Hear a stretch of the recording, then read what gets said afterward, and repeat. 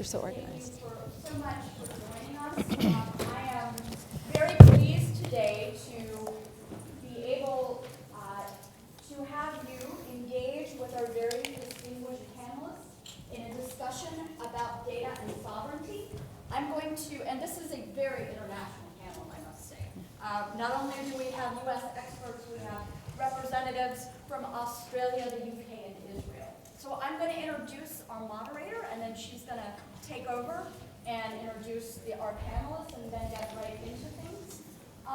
Jennifer Daskell, who is right there on the end, next to the gentleman at the very end, is a professor and faculty director of the Tech Law and Security Program at American University College of Law, where she teaches and writes in the field of cyber, national security, criminal, and constitutional law. And if I can just take point of introduction privilege and really thank Jen and also Gary Korn, who will be introduced soon, but who were instrumental in not only conceptualizing this panel, but using their very good names to invite a number of distinguished U.S. and international panelists. So with that, Jen, I will turn it over to you. Great. Well, thank you, Stephanie. Thanks for the invitation to do this, and thanks to all of you for being here. We are going to have what I hope is an interactive and exciting and stimulating discussion about international law, cyberspace, the range of operations that involve cross-border actions, and what that means for both the future of international and also domestic law. I'm going to do really brief introductions. I'm going to do something slightly non-traditional and actually have the panelists spend a minute talking about where they sit and where they come from. I've seen that done a few times, and I find it more interesting than just hearing people listen to me. So I'm going to do that by going down the row. I'm going to start with Doug Wilson, who is currently the legal director with responsibility for legal affairs at and international relations across Gchq, and I'll let him introduce himself. Thank you, and it's a pleasure to be here this morning. I'm from Gchq. We are one of the UK's 3 intelligence agencies. We conduct espionage, we cause effects, and we safeguard cybersecurity. So we spy and we hack, and we try to stop others doing the same to us. Gchq has been around for 100 years now. It's got its history stemming back to the First World War, some notable achievements in the Second World War and the Cold War. But our sort of current mantra internally is we're 100 years old, but our time is now. And that's because of the nature of society, its technological dependency, and because we are now responsible for the UK's cyber security. Within Gchq, I'm, as you said, the head lawyer. I'm the head diplomat. We take our legal responsibilities really seriously, both as a matter of domestic law and as a matter of international law. I'm an international lawyer by background. I'm also responsible for our international relations. We rely very much on our people, and they use technology and tradecraft to do our business, but we are also dependent on our partnerships, and that's a big part of my day-to-day role. Pleasure to be here. Thank you. And to his left is Gary Korn, and I have the great privilege of working with Gary.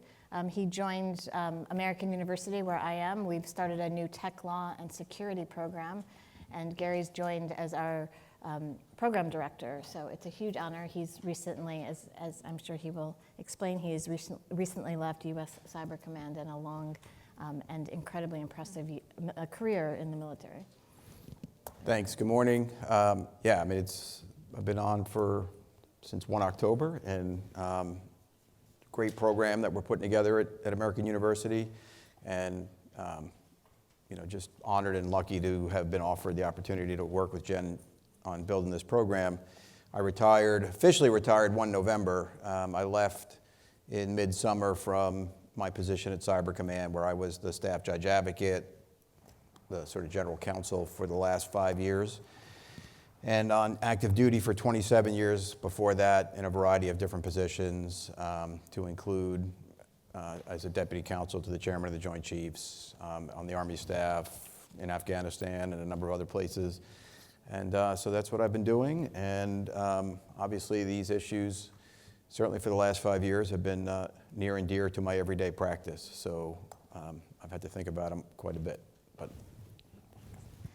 To his left is Chantel Peterson, who's a counsel for operations and security law in the Australian Department of Defense. And she, I think, wins the honor for traveling the farthest amongst a panel of people who traveled pretty far to get here. So thank you for joining us. And thank you for having me. I really appreciate it. So within my role, I sit in a military team reporting to the Director General of the ADF Legal Services, so the head of the Australian military lawyers. And in providing advice, I support Defence's security and intelligence activities, so our defence intelligence agencies, in undertaking security and intelligence work. And in reporting directly to the head of our military legal services, we sit at the strategic level, so where there are legal issues that directly impact the range of defence operations. And then obviously our military lawyers are embedded down to the unit level to provide advice on more tactical issues. Thank you.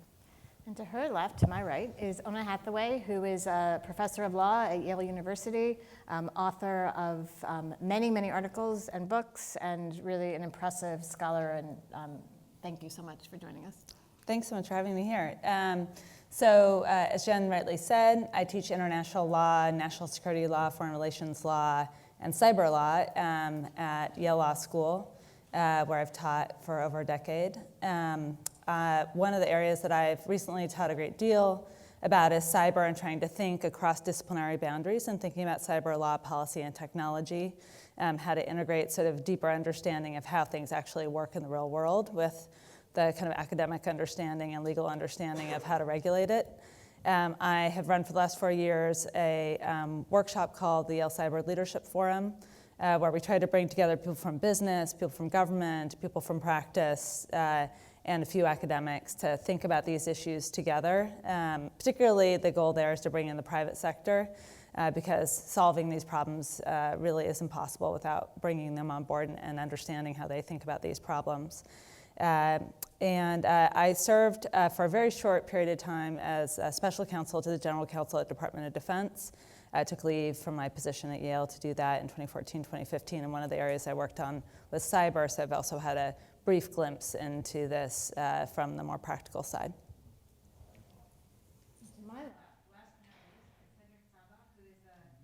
He comes from Israel's Ministry of Justice, where he's the director of international cybersecurity and IT law, and has been also incredibly generous with me personally, providing comments, super helpful comments on some work that I've been doing. So thank you. Thank you. It's an honor to be here. I work at the Office of the Deputy Attorney General for International Law. We advise all government departments and agencies on a variety of questions of international law. So things like treaty interpretation, customary law, sovereignty, extraterritorial jurisdiction, privileges and immunities. My involvement specifically is in topics that are at the intersection of international law and technology in the civilian sphere. So I don't deal with a lot of armed conflict stuff. And what I hope, and also I do a little bit of AI stuff, which is getting like an emerging international law component. So mainly cybersecurity, cybercrime, a bit of AI. And what I hope to contribute to the discussion today is specifically that non-LOAC perspective. So from my experience with respect to amendments to Israel's domestic law regarding law enforcement access to data on the cloud, and also the drafting of Israel's cybersecurity law. Great. So just to give you a sense of what we're going to do, all the panelists are going to kind of set the stage with some opening comments. We're going to start with Gary to kind of provide a framework for thinking about some of these issues. We're going to hear from the government representatives and from Ona as well to offer an international law perspective and talk about some of the challenges. We're going to have a bit of a discussion up here, and then we will open it up at the end for questions from all of you. So I'm going to turn it over to Gary to begin. Thanks. I think for me, and especially in the time at Cyber Command, there are existing legal frameworks, and we'll hash all that out, both domestically and internationally. lots of questions about, of course, how those frameworks apply. Are they adequate to the task? Do they need to be updated, amended, et cetera? But the start point as a practicing attorney is applying the existing law to facts. And facts are hard in this space. And precision matters. And what I often find is we sort of lump terms together generically. So this panel is interesting. Data, sovereignty, even the notion of data. We'll see how this kind of fleshes out. I think really interesting that not all data is the same. Not all data has the same implications or values behind it. And data that represents a person's intellectual property and thoughts is sort of very different than some of the data that reflects the protocol operations within the internet and how operating systems are functioning, et cetera, et cetera. But we don't oftentimes distinguish that out when we're thinking about operations, right? And then outside network operations, which is when the legal issues really start to ramp up.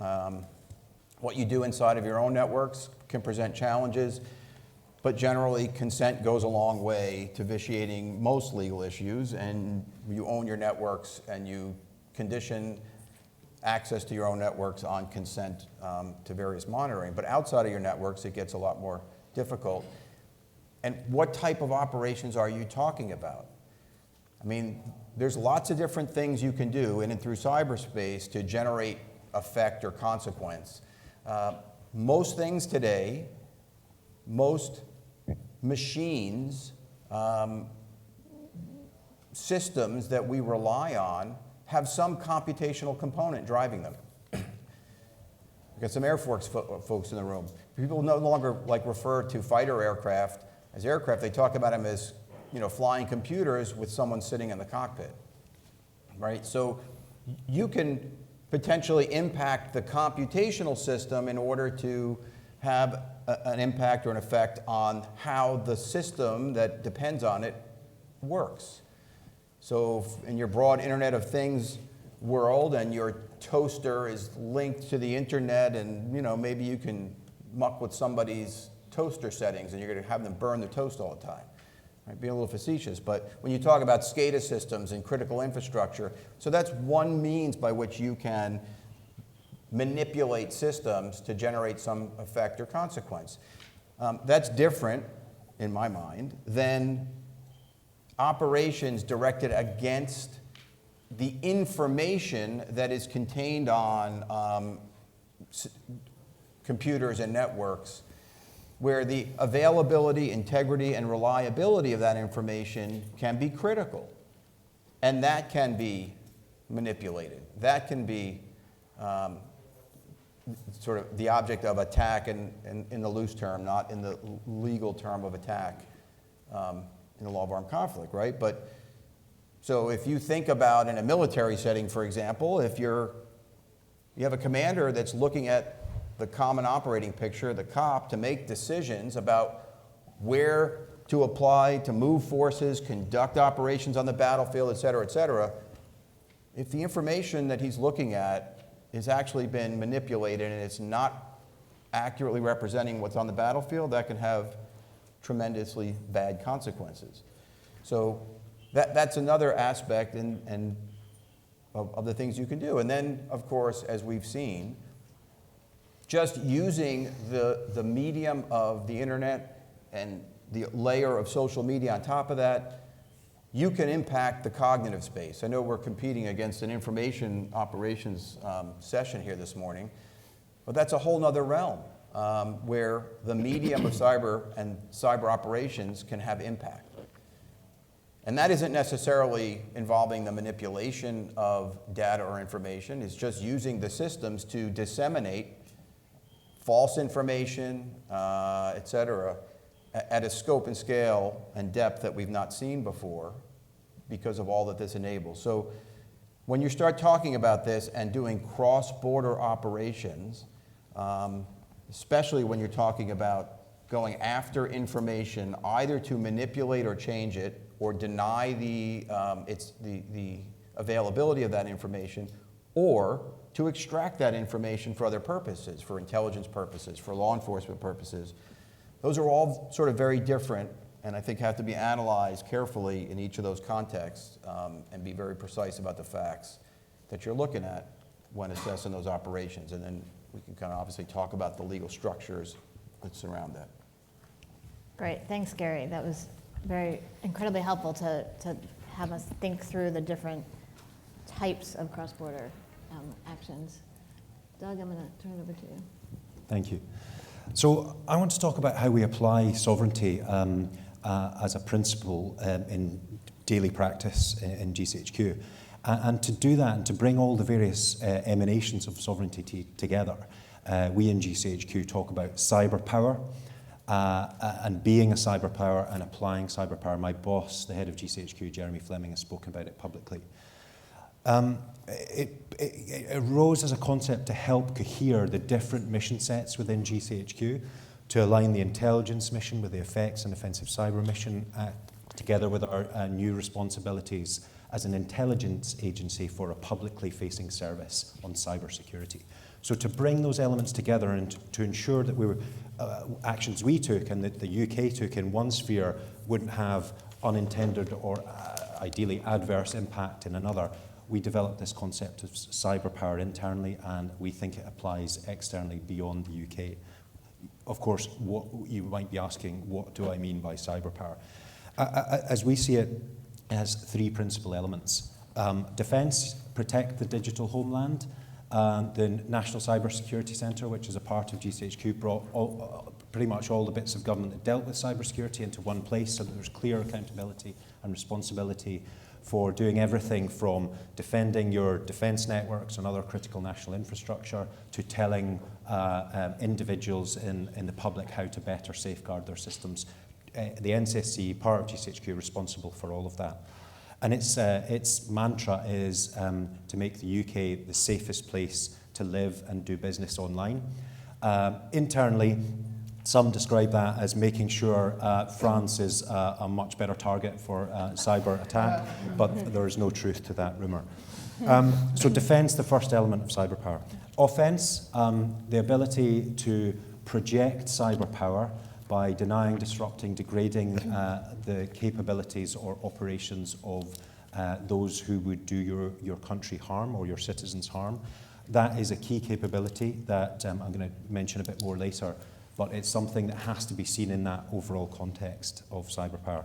And absolutely critical to our concept of cyber power are the appropriate legal and ethical frameworks, which both govern what you do, how you describe what you do, and how you relate that into the wider rules-based system that we have in international affairs today. All of this is underpinned by technological capability, both as a country and as a part of government dealing with this, so you can't forget about that. And that technological capability helps provide the intelligence which flows through all of those aspects of cyber power. Without intelligence, you can't effectively exercise any aspect of that cyber power. So let me try to bring that to life a bit by talking about how we practically go about our business in exercising cyber power capabilities. And I hope from that you'll see that sovereignty is at the heart of it, both the sovereignty of the UK, the principles of sovereignty that inform many aspects of domestic law and international law. So I'll offer up 5 examples very quickly.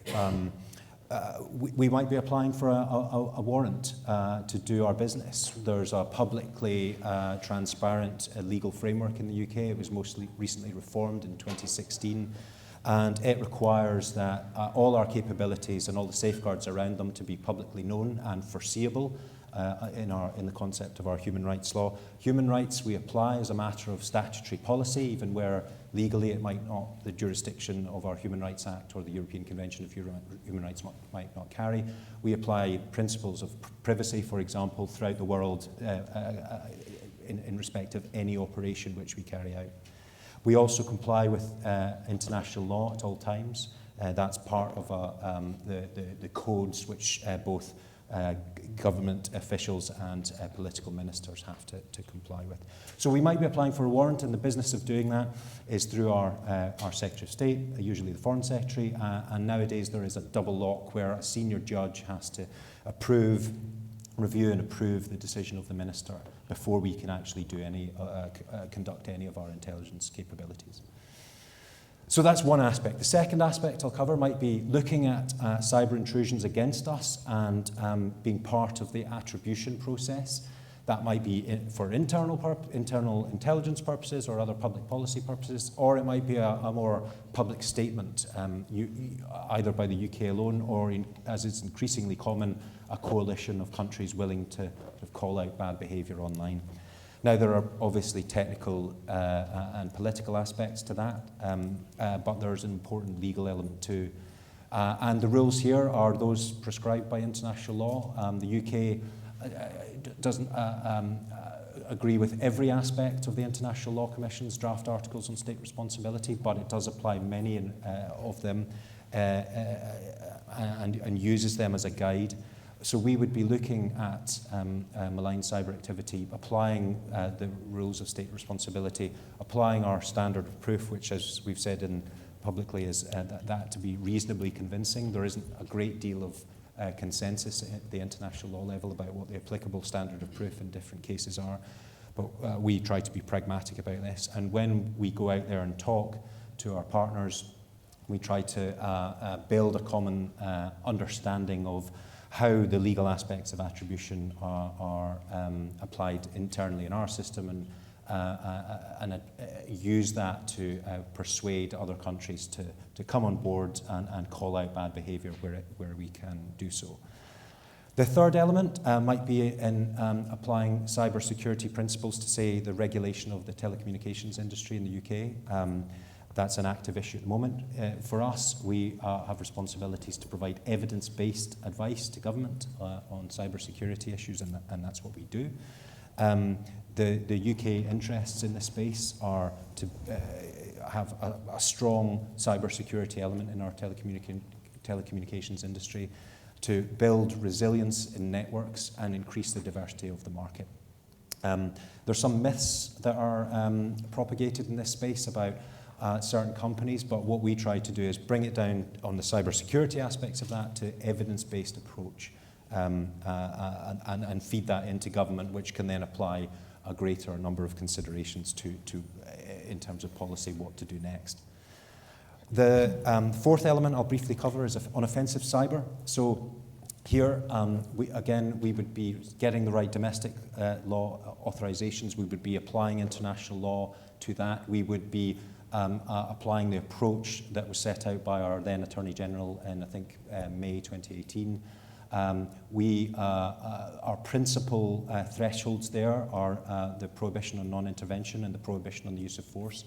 As is hopefully known by many of you, we don't subscribe to this idea that there is a specific prohibition emanating from the undoubtedly applicable principle of sovereignty. And that's because of our approach to international law generally. There's the Lotus principle, and we don't see, when we apply the hard discipline of sources of international law, that such a rule existed, nor that if such a rule existed, that its content were sufficiently precise as to be capable of practical application. Now, that may change in time or with specific treaty rulemaking processes. But that's the approach that we take. In practice, whenever we conduct joint exercises or talk to partners, the application of the prohibition on non-intervention may actually reach a very similar practical outcome to that of any rule on sovereignty. So actually, some of the differences might well be quite theoretical in that space. Finally, I'll talk about the need to promote clarity and development of the rules. There are a couple of UN processes underway. I don't think anyone expects them to go anywhere that quickly. There are voices growing for more regulation in this space, and I think they're going to be difficult to resist. As part of this process, what's really welcome is the number of countries speaking out and describing their position publicly. And while there might be some areas of disagreement between those states that have done so, what strikes me is the vast areas of commonality and the degree to which taking any of those countries' positions and applying them in practice, you'll get the same results. Now, one part of this is that cyber and espionage are absolutely intertwined, and it's hard to see a future where that's not the case. And the consequences for espionage, for people like me, are that we are going to have to come out more into the open. We're going to have to describe what we do, the rules around it, the safeguards that apply. We're going to have to do that domestically, as the UK's been doing for a number of years, and we're going to have to do that internationally, which is why I'm speaking here. Thank you. Thank you very much, Doug. I'm going to turn it over now to Cedric, who's going to offer a perspective from the Israeli government's side. Okay. Thank you. I'll just say the usual disclaimer that my positions are informed by my work at the Ministry of Justice, but they are made in my own personal capacity. So if I say something that sounds stupid, it's me. So when we look at the Gary Corn's articles on and his position, and as well as that of the UK government on sovereignty as a principle and not a rule, and then the positions that were put out recently by France and the Netherlands that sovereignty is a rule of international law and not just a principle, we note that these positions were expressed as part of each country's declaration or application of international law to cyber operations, which I'll define very non-legally as those types of activities that usually have a national security, national defense component, whether it's above or below the use of force threshold. But if we broaden the scope of the analysis to include fields of activity like cybercrime, civilian cybersecurity, regulatory enforcement, and fields like privacy and taxation, as well as international trade, we have a richer picture of government interests, some of which don't necessarily implicate directly cybersecurity. So I'll start with two premises. One is that we have to acknowledge that, I know it's been repeated a lot, but that a lot of private cyberspace is owned and operated by the private sector, which is under the influence of private law, domestic law, and only indirectly under international law. This is not a new phenomenon per se, but it's quite salient in cyberspace. The second thing is like the borderless nature of data, which Jen's article, Borders and Bits, which I reread recently, I think highlights this really well. And certainly from the technical standpoint and the standpoint of companies, that's the situation. So alongside the pure legal arguments of what's the proper way of analyzing and understanding sovereignty under international law, the body of case law from Corfu Channel, Nicaragua, Lotus, etc., which were very closely associated with territory and boundaries, we face a new question, a new challenge, which is how can this territoriality of data be addressed in a way that builds upon the existing legal framework and at the same time provides a coherent and adapted way to deal with technological and social developments. So I'll give the example of cybercrime. So there the main question, which Jen has written extensively about, so I'm using some of your stuff from there. So the big question is access to data on the cloud by law enforcement, whether we're talking about directly requesting information from a foreign service provider or entering the login information of a suspect, as long as these have been lawfully obtained, entering them entirely remotely when the location of the server could be in another country.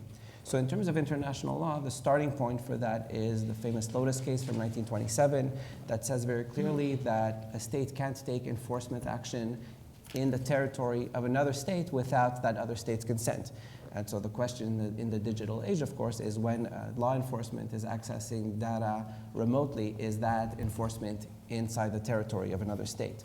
So Article 32 of the Budapest Convention is a starting point. It says that when the information is publicly available or if the user consented, then it's okay. Although the explanatory report to the convention contemplates that there may be other grounds for jurisdiction.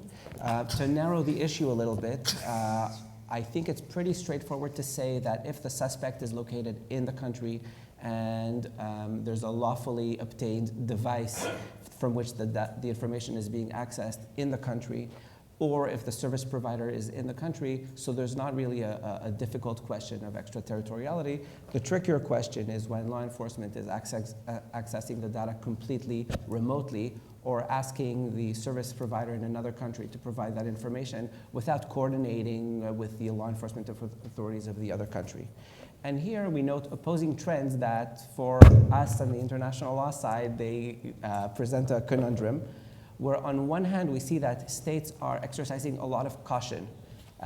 There's currently negotiations for a protocol to the Budapest Convention where they're negotiating to address this very issue, and they're negotiating this very carefully and methodically with all sorts of restrictions.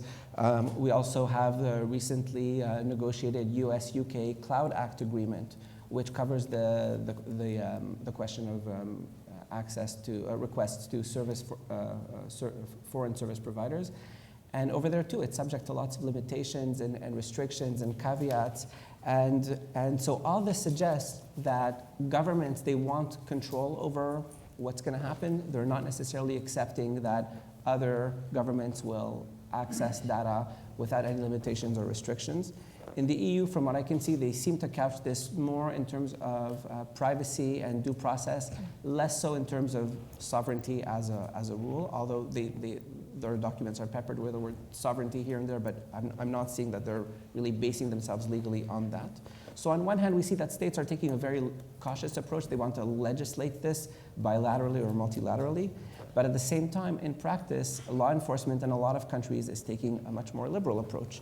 There seems to be an emerging practice among law enforcement authorities, including within the EU, to conduct these extraterritorial searches. We have a report from the Council of Europe in 2016 that attests to this emerging practice. Also a report that came out by the EU in 2018 with lots of policy options, and also refers to a survey of EU states that seem to be doing this. So when we look at the position of states and the practice of law enforcement, can we infer some kind of international law rule about whether sovereignty is a rule, how it applies to data, et cetera? And I don't think there's any certainty on this today. It's interesting to note that countries like France and the Netherlands, that in the context of cyber operations, have taken the position that sovereignty is a rule. They seem to have their law enforcement authorities seem to have a much more liberal practice. So for example, the French cyber defense document that came out not too long ago, it says that all unauthorized access to a French system could constitute a violation of sovereignty. Yet according to the 2018 EU report that I was mentioning earlier, France is among the countries that do remote searches when the server is located abroad. For us in Israel, we're considering legislative amendments to our Search and Seizure Act, including to address the issue of data on the cloud, and we're faced with a similar issue. On the one hand, the police seeks broad authority to let them do their job, investigate freely, subject, of course, to due process and privacy limitations. On the other hand, if we allow unfettered access by law enforcement to data on the cloud, well, are we concerned that other countries might be doing the same thing? And what does that mean about the privacy of our citizens? And does the answer to that question change if we're talking about, for example, serious crime? And I would note that the protocol to the Budapest Convention that's currently being negotiated, it's only going to address the issue partially because it's only applicable to the parties. And a lot of times if the data is on a server in an unknown country, you don't even know if it's a signatory, if it's a party to the convention. We have a similar issue in the field of cybersecurity. I'm referring here to, like in the civilian sphere, things like regulation, incident mitigation. So think in the US like CISA, the NIS directive in Europe, in terms of bodies like DHS, ANSI in France, the national certs. So there, the international discussion isn't as developed, as far as I can tell. It's not as developed as it is with respect to LOAC, cyber operations, cybercrime, and there isn't, as far as I know, like a common international law vocabulary or taxonomy to frame the questions of extraterritorial jurisdiction and sovereignty. And yet, given the fact that the private sector is very much in that space, the challenge is not any less pressing. So think, for example, of a critical infrastructure company that has its information on the cloud. So what would be the international legal framework applicable to the CERT if it were to want to do incident mitigation? Where the state where the cloud servers are located raise any kinds of similar concerns as those that we see in the cybercrime discussion. So I don't know the answers to these questions, but I think it shows that the equity, the sovereign interests, they haven't been fully fleshed out yet in this field. In the field of regulatory enforcement, so think, for example, countries' tax authority, anti-money laundering authority, privacy protection authority, and others, they all need to investigate activity online, and yet the data will not always be publicly available. So think, for example, of a case where the tax authority, for example, has lawfully obtained the email address and password of a senior official in a company that they're investigating. So are they preempted from entering that information, sorry, simply because of an international law question? What kind of due process requirements do we expect from the other country? Do we want to be notified before or after the fact? So these are the questions that we're dealing with. We don't yet have all the answers. In the field of international trade and IP theft, it's pointing in a different direction. So presumably there, if it were said that sovereignty is a rule and not just a principle, that would enable the affected country to take lawful countermeasures against the infringing state. So overall, if we look at the interests at play and the challenges that are faced by different government authorities, and also the practice of states, they all point to different directions in terms of qualifying sovereignty and saying how it applies to data. And I think this highlights that state practice and opinion jurists are still developing. We're not yet able to point to a clear rule of customary law, and we're going to need more state practice and opinion jurists to get to that point. So where do we go from here? I'm going to conclude. I'll emphasize that these are my own personal speculations, not the position of the Israeli government. So one is that I think we have to acknowledge that even if we come up with like a unified theory of sovereignty as it applies to data, whether as a rule or as a principle, we're going to need a nuanced application of that is sufficiently context specific and at the same time coherent with the big picture. So we might think, for example, whether we say that sovereignty is a rule or a principle, we might think of like an ascending scale of sovereignty interests, where we say that the closer we get to national security, the more a state needs to be able to act freely, the same way that it does in the non-cyber world when it feels that it's under threat. And the closer we get to enforcement involving specific individuals that don't involve a national security component, we might want to restrict what another state can do to investigate that individual. And along the spectrum, we might say that cybersecurity is closer to national security. Cybercrime is maybe one step removed, unless we're dealing with things like terrorism that obviously involves national security, and purely regulatory, administrative enforcement action against specific individuals and companies is further away. So that's just one way to map the issue. There are conceivably others. We should also be mindful of the broader internet governance impact. Like, what do we want our internet to look like in 5, 10, 20 years? How do the elements of the private-public interface play out in developing the rules?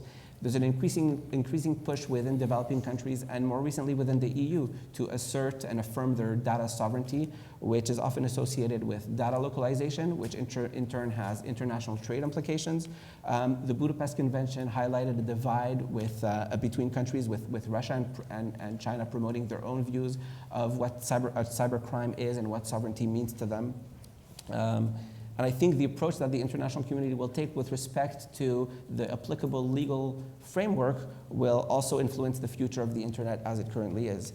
And lastly, international law, I think, is in a state of flux. We're not necessarily going to find the answers in like a pure application of existing law. It's not just about the lex lata applying the law dryly.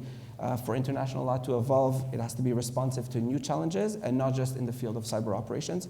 So clearly, we don't want to be throwing away decades of international jurisprudence just because there's this thing called data and cyberspace. So from Lotus, Corfu Channel, Nicaragua, all these cases, these decisions should, of course, inform how we frame the debate, but at the same time, we shouldn't be wary of incremental change.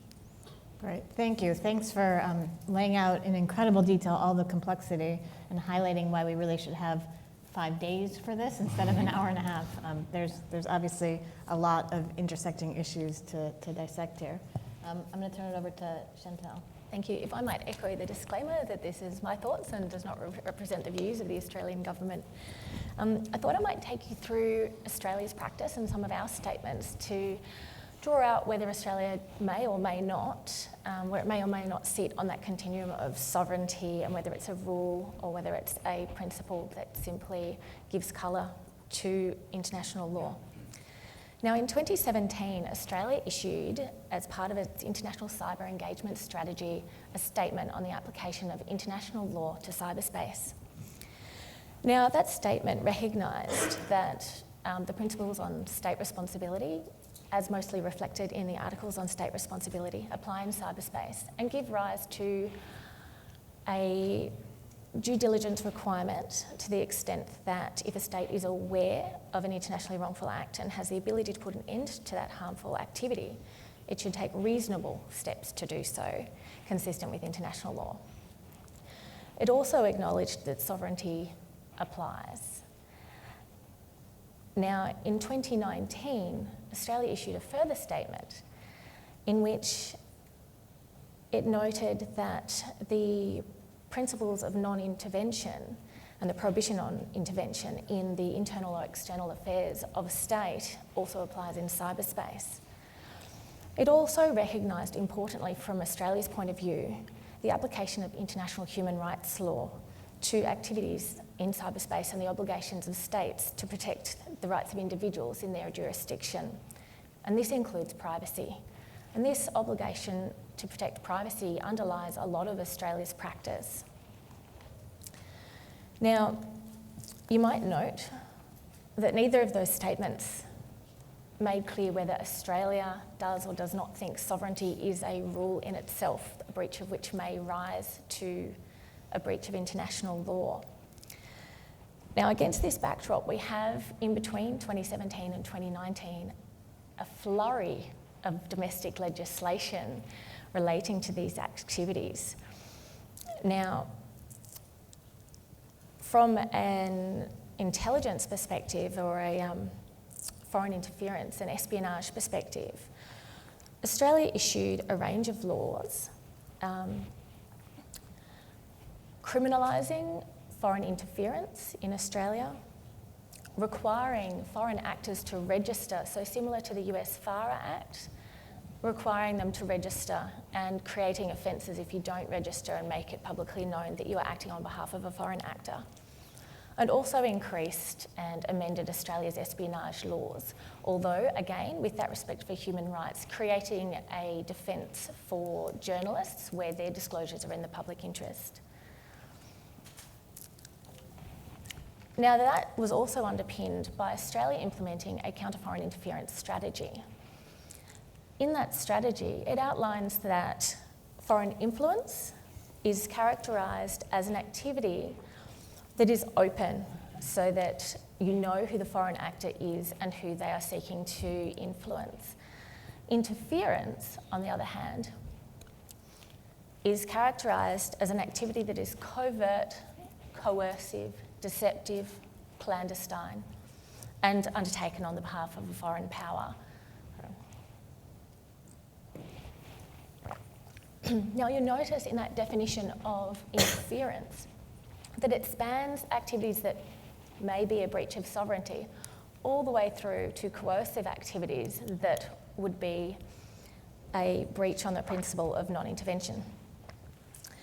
However, that's from a policy perspective. So again, it doesn't quite answer the question of where Australia sits on that spectrum of whether sovereignty is a principle or a rule. In contrast to all that legislation criminalising intelligence activities and foreign interference is our founding legislation for our intelligence and our foreign intelligence agencies, which gives those agencies the statutory functions and obligations to conduct similar activities overseas. So for me, that suggests that where Australian practice and policy sits is that access to data overseas for national security and intelligence purposes remains as it always was, and that in that states practice espionage, and that includes entering into other countries, and therefore access to data overseas continues to be not contrary to international law, even if that means you may have a persistent presence in another country's systems or systems in another country. From a law enforcement perspective, it's slightly different. For law enforcement, we have our traditional frameworks of mutual legal assistance with a range of countries. And we've reflected that to enable greater access to data overseas through a new act in 2018 called the Assistance and Access Act. It has a much longer title, but briefly, the Assistance and Access Act, that requires or enables our federal law enforcement agency, the Australian Federal Police, to seek a warrant where requested on behalf of another country to access data in a computer system on their behalf and undertake that activities and obtain that information or evidence for that foreign partner. Now, the explanatory memorandum to that legislation, and indeed the provisions of the Act in which it's been included, the Surveillance Devices Act, specifically require the consent of another country if our federal law enforcement agency is to use a computer access warrant to obtain data on a network, on a computer network. If that data is stored overseas, it requires our federal police to obtain the consent of the country in which that data is stored. That might suggest to you that we take a very hard view of law enforcement activities and sovereignty and territorial responsibility. However, there is wiggle room in the legislation and in the explanatory memorandum to it, where the law enforcement agency is not required to obtain consent, where it's not reasonable or reasonably practicable, or it's unknown where that data is located. So if they do, in that example given by Cedric, access data from a computer or computer network in Australia, and they're unable to determine the location of that data, then they may access that lawfully under our domestic laws without having to get any foreign nation's consent. So the other aspect I think I'd like to draw out is that that's in terms of a law enforcement activity, so the investigation and prosecution of cybercrime.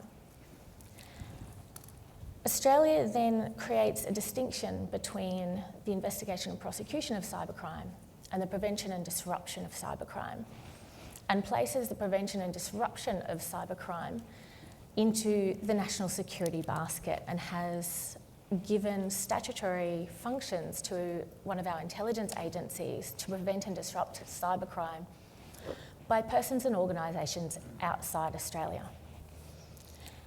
Again, the explanatory memorandums talk about our international human rights obligations to protect privacy. They don't talk about other international law or principles to do with sovereignty. So from that, I personally take away that Australia sees sovereignty more as a principle rather than a rule of international law, that the breach of which does not amount to a breach of international law. Thank you. I'm going to turn it over to you to take it away. Okay, so I Answer get to all play unresolved clean up questions, here. yes. So I'm going to do my best. I think a few things come out here, which is these concepts that we're talking about, data, cyber, sovereignty, each one of these concepts is very imprecise and is used by many different people to mean many different things. And in fact, we're talking about probably 50 different kinds of problems here. And I think what we're getting to the point in the conversation about these issues that it's going to be very hard to make any serious progress until we figure out which of those 50 problems we're talking about. Right, so are we talking about the problem of states pre-positioning malware on the electrical grid? That's one set of problems. Or are we talking about states sucking up a huge amount of data that sort of in this short term doesn't seem to have obvious national security implications, but if you aggregate all that data over some time, it actually could have very serious national security implications because it gives a lot of visibility for a nation state actor into all of you and us. And what we're up to. So these are all very different, and then the criminal enforcement questions, privacy questions, they're all very different sets of questions. So I wanted to just start by saying that while this conversation I think is incredibly helpful in kind of laying out the kind of framework and sort of charting a set of the kind of outer bounds of the sets of questions and problems we're dealing with, that going forward, we're going to have to start figuring out which of these problems we're trying to make progress on and really focus on those, because we're not going to have a blanket rule that's going to solve all of these problems. That's the first thing. The second thing I want to say is that part of the difficulty in this space is that we are taking existing rules and trying to figure out how they apply to cyber, to sovereignty, to data, in part because states have been very slow to act collectively to try and fill in these gaps. So there have been some conversations at the UN Gchq conversations, which got far enough to say that, yes, international law does apply in cyberspace. So that seems like not a big deal, but that seemed like that was a big accomplishment to kind of get agreement on that. In fact, apparently there's been actually a little bit of backtracking by some of those who participated in that determination in 2015. The most recent rounds of talks didn't result in any consensus document because they couldn't agree. There's a new round of conversations.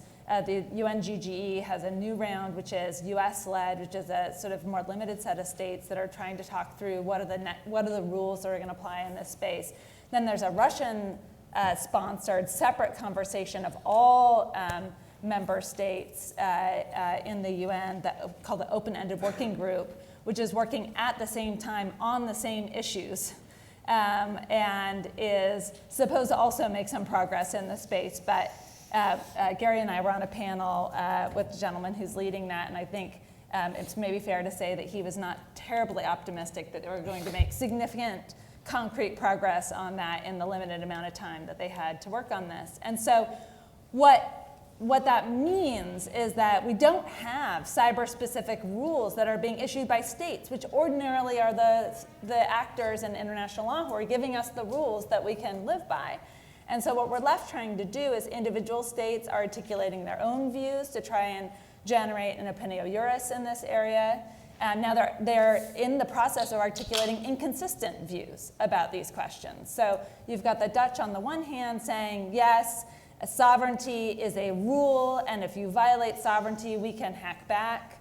That gives us a right under countermeasures to respond. French seem to be on board with that view as well. Maybe a few other countries share that view. The UK, the US, Australia, a number of other states saying, wait a minute, that's a much too aggressive rule, because if sovereignty itself is a rule, first of all, what the heck is sovereignty? Like I've actually studied this for 15 years and I couldn't tell you. It's a very amorphous concept.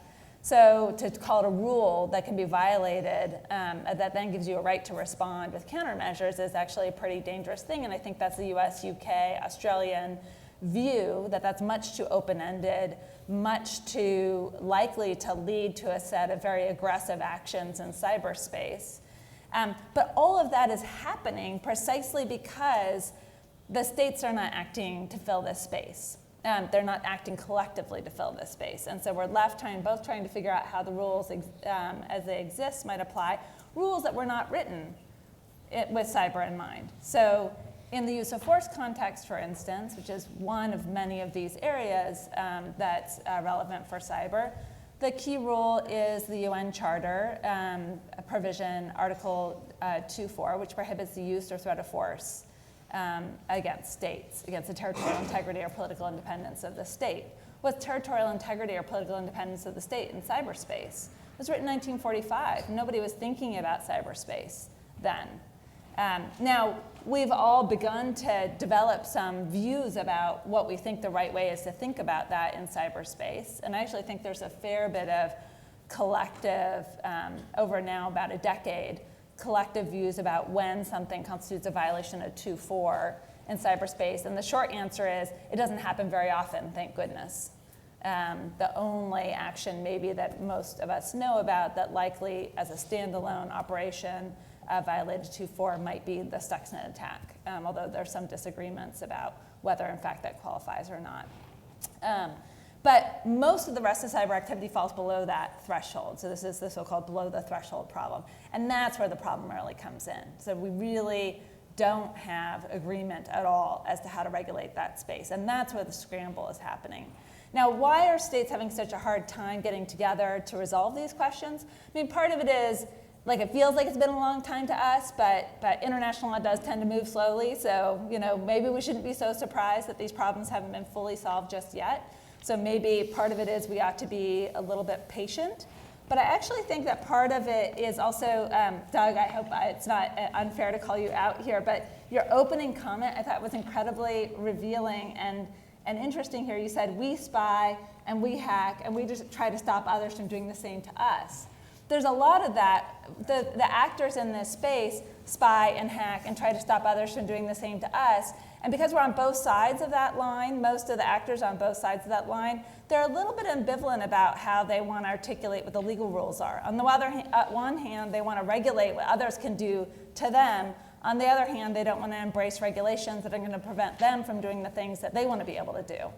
And I think that ambivalence is part of what's playing out in the lack of resolution at the state level, collective state level, about what the rules are that they're going to accept as regulating state behavior. And until we can get past that, I think we're going to continue to be in this space where states are not going to collectively answer these questions for us, and we're going to be stuck trying to figure out on a kind of individual basis kind of how the law as it exists regulates this space. But I think we're only going to make progress on that set of questions if we don't try to think about the whole problem all at once, but if we try to think about individual sets of problems much more specifically, much more fine-grained, and figure out how the rules apply in those particular contexts. And that's where I think we're likely to be able to begin to make some progress. So thank you. I fully agree with everything you just said. And so I'm going to pick up where you left off and turn back to Gary for a moment. So the provocation was basically that states are both taking advantage of the gray areas and also both doing the things that they don't want others to do to themselves. And that doesn't seem like it's a problem that's going to go away. And so if that's the case, what is the realistic and appropriate role for international law going forward in this space? Are we always going to operate in a realm of ambiguity? That's question one. And then question two is, going back to your initial discussion of the problem, you laid out three prongs. You laid out measures that deal with functionality of systems. You laid out measures that deal with efforts to manipulate data. And within that, we heard from the various presenters various different types of manipulation. There's manipulation for law enforcement purposes. There's manipulation for intelligence gathering purposes. And then there's manipulation that not just is accessing the data, but actually changing the data, as you talked about, to changing the information that somebody's receiving. And then you also talked about a third category of reaching out for deceptive purposes, for propaganda purposes. Again, following up on what Ona just said about the need to be specific, I want to talk a little bit about that second category and the question as to whether or not, and this has come up with some of the other panelists, whether or not the purpose by which the state is acting matters. Should we be thinking just about effect, or should we be thinking about purpose as well? Yeah, just out of curiosity, how many people in the room have been involved in negotiations at some point in your career? A fair number. First rule of negotiation, don't negotiate against yourself, right? So I understand the frustration at times. It caught me, the states have been slow to act. I think that's accurate as a matter of fact, but it seems to presume that states have to be moving faster. States make that decision. And it's part of the negotiation process. International law is a negotiation process that states make international law ultimately, and I think doing so, it's very important. It has a tempering effect. It does have a very important normative role to play, but it's also not a panacea. And there are cross-cutting interests. And so as you are looking into the ways that the medium of cyber capabilities as a means and method of statecraft is developing, it doesn't surprise me that states are cautious in that negotiation process overall. I also think it's, I mean, we've seen there's lots of sort of raw areas here and challenging areas. You know, fascinating in this discussion, I don't know that anybody brought it up, but not long after France issued its statement, which I'll speak to in a second, but there were reports that France conducted a mass botnet takedown of about 850,000 nodes across the internet. Most of the countries it's reported where those nodes resided were in Latin America. I don't know specifically. I don't imagine that France went out and sought consent. Now, this was a law enforcement operation. Whether the purpose there, they considered that somewhat different. And nor do I know the technical means by which they sort of neutered this cryptocurrency mining botnet, but they swapped out a server in France, a control server, that when those nodes called into that C2, that command and control server, it was now sending out injects to somehow neuter the malware that were on all these different devices and nodes. That seems to me very, very hard to square with what some assert was an emphatic statement of endorsing sovereignty as a rule. Now, as to that, I think the Netherlands was very clear in their view on that point, although the Netherlands then turned, one, and never mentioned the question of espionage, and two, said the question of cross-border law enforcement is an open-ended question, which seems somewhat internally inconsistent. And France, I personally, in reviewing that document, never saw where France completely squared the circle and said that what they said is certain activities on generating effects on infrastructure inside of France may constitute a violation of sovereignty, but they never used the clear language which, like disagree or agree, was very clear in the UK Attorney General's statement, that it constitutes a breach of an international obligation. And in the discussion of the availability of countermeasures, they never tied countermeasures strictly to any breach of sovereignty. Right? I think it was a very pragmatic document, but it left a lot of room in there as well. So, and then you see the action. I think also too, in terms of precision and things, framing of the question really matters, and framing of it with an understanding of how international law works. So we've talked about this sovereignty apply to data. I'm not sure I fully understand the framing of that question. What is the relationship that a state has to certain types of data? And then that drives what the law says about how states can interact with each other, right? So there's sovereign interest that you may establish a connection, an interest, national security otherwise, with a set of data, either national data developed or the data of your citizenry, right? But then international law speaks to how states interact, and how does that now come into play and implicate what another state may be doing to the data that the victim state sort of has a relationship to. Or the question, the sort of more unique area of international law that governs how states interact with individuals. That's either in an armed conflict setting, where we have a specific set of rules in the law of armed conflict, or human rights law. And so there are implications of a state interacting with data that have human rights implications, but that's very complex. And we get into all kinds of questions of extraterritoriality of human rights law, et cetera, et cetera. So I think part of it is just sort of a framing of the questions. Like I often hear, does international law apply to cyberspace? The answer is no. It applies to what states do in and through cyberspace. International law applies to states and what states do. So the framing of the question often, I think, can take you off in tangents. Does the purpose matter? I think it very much can matter because within the frameworks of the rules that states have agreed to and consented to prescribe their activity, context matters, and I think purpose does matter. So law enforcement versus espionage. Yeah, there are some distinctions there. But I thought your analysis was fascinating and spot on. A lot of the, I don't speak for Australia, obviously, but passing laws that criminalize interference, I think that's fascinating. This is a problem area that we need to get after, but that's a domestic law question. It's an exercise of domestic jurisdiction and internal sovereign prerogative that is an expression of a sort of a collective policy view of the state of Australia.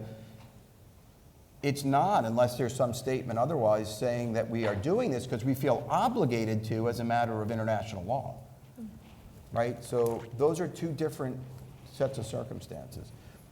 But yeah, I mean, I think the purpose can matter because those contexts can vary. How international law has evolved, for example, to regulate how states interact with each other in the domain of the maritime domain and in naval and high seas operations and the law of the sea, that context and purpose matters. So I think you have to kind of peel that back in any given situation. So Doug, I'm going to give you a chance to weigh in on anything you want to address, but also interested in one of your comments about your sense that you made the point that you thought some of this debate was more theoretical than actually practical, in the sense that as you've been working with partners and your position is that, of course, there's a prohibition on non-intervention, that there ends up being some sort of coalescing around what the right approach is, regardless of where one starts. So I was wondering if you could talk a little bit more about that as well. Okay, thank you. Where to start, really? So, I mean, one thing I think it's worth noting, and just to refer back to Una's comment, which I don't mind at all, is, we have to recognize that there's a host of activity that any state with the capability and resource to do is by and large doing, and it's not talked about. And so when I'm talking about spying, this is an activity that has at least a provenance going back to the Bible or the Taruk. Moses sending agents to recce the land of Canaan for a potential settlement. The idea that spying is somehow unlawful or inimical to the interests of a rules-based international order, bearing in mind I am a spy and representing that organisation here, I just don't think cuts the mustard in the world that we live in and have lived in for centuries. What's different nowadays is we have to talk about it a bit more, because most countries have or are developing or thinking about a much more accessible and transparent domestic legal framework for what they do, particularly when it comes to cyber activities, because not everyone is involved with hostile agents of hostile state actors or terrorist organizations or serious organized criminals, but everyone uses the internet pretty much. And so you have to give people a sense of what your capabilities are and what the safeguards are. And in the UK and across Europe, Council of Europe countries that have signed the European Convention, that is the law as well. That our requirement of Article 8 and the right to privacy is that the legal framework around it be foreseeable. So when it comes to the international law framework around that, I completely agree that there are grey areas and ambiguities, but that's the nature of international law. The fundamental, kind of the most important, the sexiest rules of international law around the jus ad bellum contain a host of ambiguities, both in terms of how countries apply the law, what they think the law is, and then the factual examples that are used to demonstrate one position or another. So the kind of absolute fundamentals of international law contain grey areas, and so we shouldn't shy away from that in the cyber world. But to address your question, I mean, I do, when I talk to others, and we talk about specific examples of where, bringing it back to Gary's point, of a breach of an actual international obligation that is applicable, there's a remarkable degree of commonality. You know, when you're talking actual practical examples, most intelligence services that I would talk to would agree a specific example would fall in the line of an unfriendly act, one that would have political or diplomatic consequences, but not something that you could seek international legal redress for. And there are examples on the other side of the line, and one of the things we've been trying to do in the UK, and it's not just a Gchq thing, it's a cross-government thing, is speak up about those practical examples. And the Attorney General's speech gave a few around democracy, around medical services, around financial stability. And I'm sure, you know, the fact that I'm mentioning that as a thing worthy of note indicates the immaturity of the debate so far. But so what I'd really hope for is a situation where my counterparts in many countries both speak out a bit more publicly, but crucially talk to their foreign services, talk to their ministries of justice, you know, make it well understood what they're actually doing and what the framework they're applying. Because too often I see, you know, Gary's practical example is well made, a situation where, you know, I'm talking to my counterparts and they're telling me one thing, and what's being said publicly or what's being said by diplomats in a UN forum is very different. So they've got to connect the dots. And I'm not saying we've got it made or we're doing everything that could and should be done, but we're at least trying to present a joined up approach as the UK. And in doing so, we're also very willing to listen and to learn from the experience of others. The way that the particular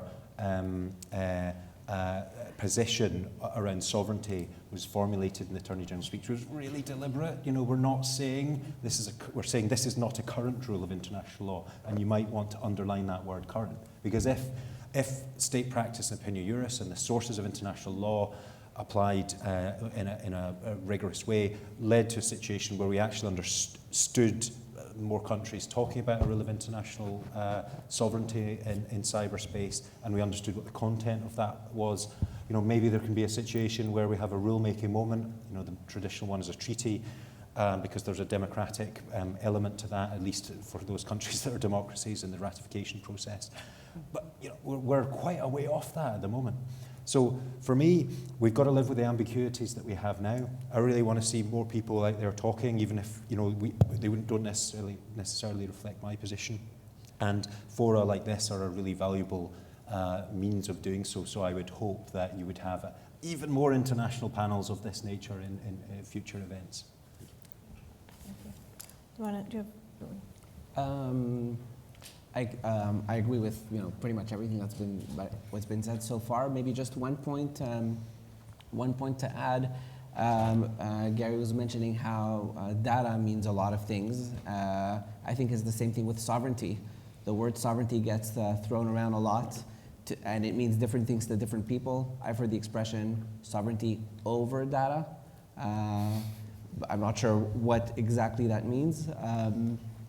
In the past, sovereignty was so closely associated with territory and borders that we understood it in a certain sense, and now we're being really challenged to ask what exactly it means. I remember in the Talon manual where they talk about sovereignty that sovereignty applies to people and activities and protocols and the logical layer, and I have a hard time with that, imagining what sovereignty over the logical layer means exactly. So I really agree with Gary's point that it's going to take a long time. Like if we think of just the law of armed conflict that evolved over decades upon decades to get to the point where we are today, where it's a lot more granular. So we kind of expect already today an answer to the question, but I agree with Gary. It's going to take time, and that's okay. And states will negotiate this carefully along the way through their state practice and you know, the text that they negotiate in different areas of law, as Una mentioned also. Great. So Chantal, I'm gonna take the provocation that we go deep on some issues and ask you to talk a little bit about the Australian Assistance Act, and you mentioned this previously, the requirement of consent anytime law enforcement is knowingly accessing data outside of the country. And wondering if you could talk a little bit more about the origins of that and how it relates to the international law question. Absolutely. So we have mutual legal assistance agreements with a large number of countries. And so when the government moved to introduce the Assistance and Access Act, it considered, it approached it on a similar basis, but the reasons articulated for that consent were premised on the basis of accountability and due process and the protection of privacy rather than any overwhelming international law requirement. And that's really interesting when you compare it to Australia's amendment to our war crimes legislation in 2016, where we amended our domestic legislation to clearly enable the targeting of members of our organised armed groups. That legislation went through with a very strong statement on Australia's position that that was lawful under international law. So I think there's quite a difference there in terms of how Australia's viewing its obligations. If I can, I'd just like to touch on the problems with developing opinio juris and understanding state practice. For me, when I think about characterizations of cyber activities, it seems very similar to attribution. There are different types of attribution: technical, legal, policy or political attribution. Each reflects different standards and different interests, and that applies to characterising activities in cyberspace as well, in that, as with the example of Stuxnet, some people say it was a use of force, some people say it was below a use of force, but a state may have a vested interest in how that activity, either conducted by them or perpetrated against them, is characterised. They may not want to have it characterised as a use of force for several reasons. It might be that they don't want to be seen as weak if they're not in a position to respond. They may not want to be seen as escalating something when the premise under international law is that you don't escalate. So states need, as a matter of practical reality, some grey space in which to operate so that you have both the intersection of law so that their actions are lawful, but it still leaves as much policy remit for a practical response to occur that meets all the different interests. So I'm not sure that we will necessarily develop any concrete practice rapidly in this area. I'm going to turn it back to you and ask a question and allow you to respond, and then we're going to open it up for questions. But one of the things, as listening to this conversation, that I personally struggle with is I fully agree that solving any one of these problems requires a deep dive into any particular issue. But there's also a real value in kind of stepping back and thinking about the broader themes and implications and general principles. And so, I'm asking genuinely because I constantly am struggling with this question as to what's the appropriate entry point into any one of these issues. And I think it depends a lot on what one's trying to achieve, but I see value in both. Yeah, I would say that that's right. So, I mean, on the one hand, it's useful to step back and try to think globally about the set of problems that we're dealing with and notice the connections among them. Because when you do that, you might see that if you're particularly, for instance, if you're looking at a set of problems through a use of force lens, you might, if you step back, realize that actually you have a whole set of tools through criminal law that might actually be better adapted to dealing with the set of problems that you're concerned with and that may not actually be appropriately dealt with through the use of force lens. And if you're just stuck in one silo, you may not see the ways in which there are lots of different ways to deal with a set of problems. I also think that there are shared problems across these areas that I don't want to deny by any means.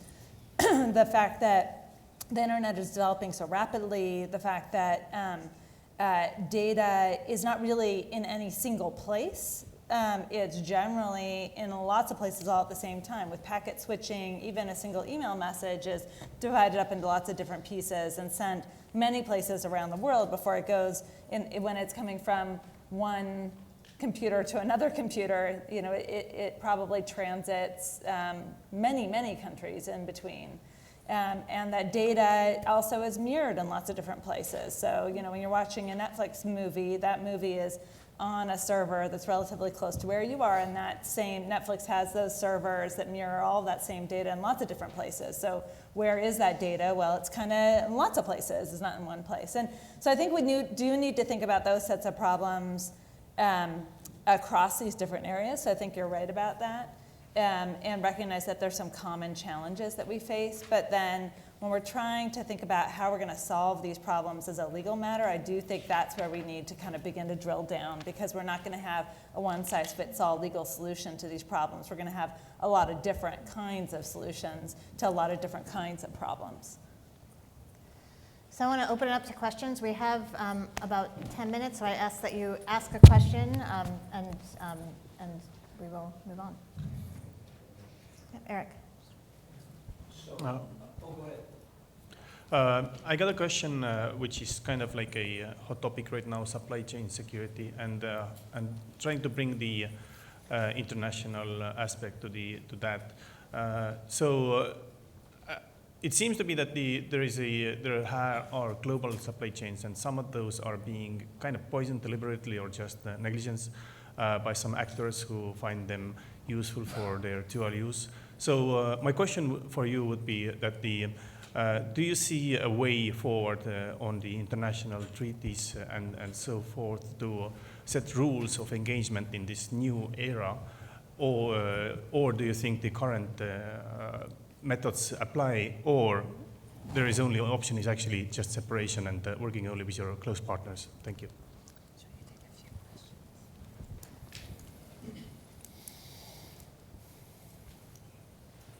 We'll take a few. Well, actually, why don't we take 3 questions, and we'll let the panelists answer, okay. and then we'll. Thank you. So my question is about data. Gary, you started out by saying all data is not the same. I think the Talon Manual treats all data the same, and maybe incorrectly, but I'd be interested in what you all thought were the differentiating characteristics of data. What would you, if you're saying data is not all the same, how would you divide it up, and what importance would you lay to different categories of data? One more. I'm Colonel Mena from Brazilian Cyber Defense Command. My question is, do you perceive a movement towards internet castles, like we see the Great Wall in China and Russia saying they will close their internet? Is the world moving towards this direction? And why don't we take one more, and then I'll give the panelists each a chance to answer. My name is Marcelo. I'm from the Brazilian Army War College. I'm a PhD researcher there. Well, my perception may be naive, but I think that the rule of law would apply to defend the weak against the stronger, because, well, the stronger defend themselves. So, in this case, since my country doesn't have the ability, the technology to hack back when attacked, and we have been hacked by Russia, the Chinese, NSA, Gchq, and so on. What should we do in this case to defend ourselves, since the international law is going to take a while to be established, to be consolidated? What should we do in this case? Should we start hacking back? This is my question. All right, so I'm going to go down the line and let the panelists answer the pieces that they. I mean, for me, I just picked up something Una said about solving the problems, and I think obviously international law and international cyber law is there to help try and solve problems in the instant, but it's also there to provide a framework for behaviour and activity. You know, the ideal would be that we got to a place where cybersecurity was so good and everyone was following the rules so much that none of the hacking was ever needed by states. That would be the ideal utopian sort of place that we would all, I imagine, aspire towards, even if a more realistic realistic view of the world suggests it's some distance off, if ever achievable. So for me, it's what we're trying to do by talking about international law, by applying it and developing it, is to get that framework for what's acceptable and what's not. I think spying has wheeled the oils of international relations for, as I said, for centuries, and has a value in helping countries properly understand each other, de-escalate conflicts. But what's less acceptable, at least to me, is indiscriminate attacks on civilians, the large-scale theft of intellectual property, hacking of commercially sensitive information, and just sort of indiscriminate hacking against institutions or processes like elections, democracy. You know, what do certain countries doing this sort of thing hope to achieve by that? And I come back to the point that this is not something that certainly the UK is looking to do when it's talking about offensive cyber.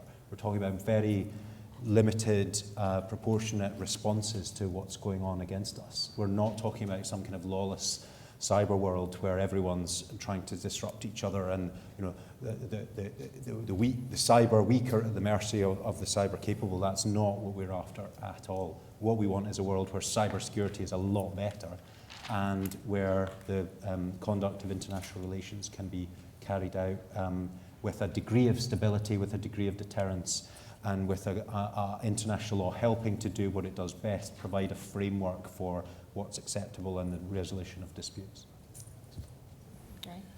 Okay, so there's a lot there. Let's see. Eric, I don't know that I can give you a full taxonomy sitting here, but I think that there's data that has different value interests attached. An individual, there's privacy interests that are greater in certain types of data than others. The data that resides on a SCADA control system doesn't really implicate privacy questions the way that your intellectual property might. And so I think the law addresses those interests differently generally.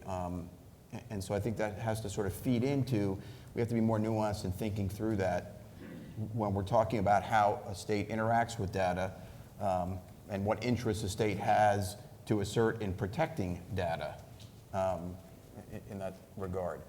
The supply chain question is extremely important and hard. I think by and large that's going to be something that's addressed by individual states in a domestic framework, and in a globalized economy and commercial markets, states have to make some decisions, and we see this playing out currently in what types of products and things you're going to allow to come into your infrastructure.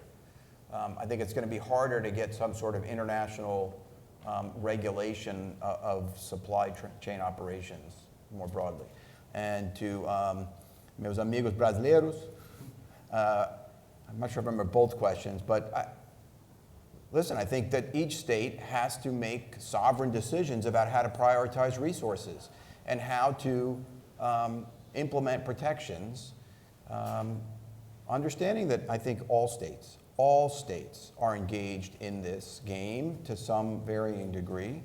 And I think that kind of what Doug alluded to, some level of operations, obviously, the better you can secure your own infrastructure and networks and make it harder for anyone to penetrate, access, and do harm, that's a positive, and sort of rise all boats there. But that's never going to solve, even for the most sophisticated countries. They're getting hacked, okay? And so, I think there is some element of proportionate counter-cyber operations and strategy that have to be, each state has to look at and think about in order to better defend itself and protect itself from these problems. Yeah, so I think absolutely in response to the question of can we set rules, absolutely. We can and we do as states have a vested interest in establishing norms and norms in cyberspace. It might take us a while to get there though. And that's part of the process to defending the weak against the strong, noting that as a middle power, Australia is both strong and weak. And so we have a vested interest in ensuring that norms are established for cyberspace. The cyber engagement strategy that I noted before also has a set of norms in one of the annexes that Australia holds to. And in respect to different categories of data, definitely. So not only are there different technical types of data, but again, data has different value for different countries. And as I noted previously, privacy in respect of personal information is definitely high on the list. And including, because of our separation of private, public, the protection of private information is also something that gets greater weight. Well, I'm tempted to try to go after all of these questions, but I won't, given that we're nearly out of time. I think the main thing I would say is that conversations like this are key to beginning to fill in these gaps, and that this is an area where sometimes people have a tendency to kind of throw up their hands and give up because it's very complicated. I think it's precisely because, in the modern era, the key is going to be to figure out how do we fill in these spaces with law, and how do we better regulate or create a framework within which states can properly act so that states don't have to ask this question, should we be hacking back? And private companies don't have to be asking that question, should we be hacking back? Because I hear that at these conferences that I run where states say, well, where private companies say, well, if the state's not going to be able to protect me, maybe we should protect ourselves. And that's a very dangerous road for us all to go down in a world where these tools are becoming more and more powerful and capable of leading to a lot more damage. So I think it's in everyone's best interest to continue these kinds of conversations and begin to try and continue to fill in this space so that we have a better sense of what the rules of the road are, even if we are still a little ways away from states agreeing collectively to a set of kind of clear, capacious rules that govern all of the different kinds of questions that we've been discussing today. Fine, I'll answer the question about internet governance and balkanization because it wasn't addressed, I think. Your guess is as good as mine. If we look at the way things are going right now, it seems to be going into further fragmentation. And then just last thing is, if you heard a couple of days ago, the news came out that the UN approved work on a new cybercrime treaty that was the proposal of Russia. So with everything that means. So, Go ahead. please join me in.